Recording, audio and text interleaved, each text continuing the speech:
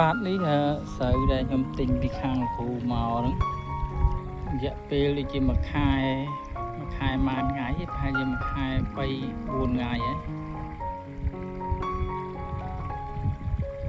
បាទជីលើកទី1រួចហើយកំពុងតែរៀបចំ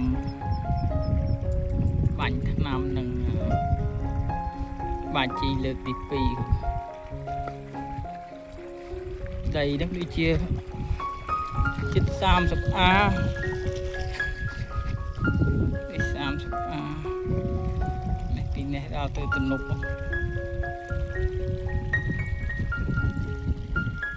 ព្រោះរៀងស្ដើងតែដល់ពេលឥឡូវបែកគុំចង់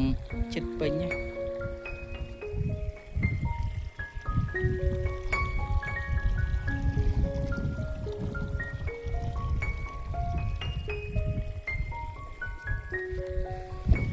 ពូជធម្មតា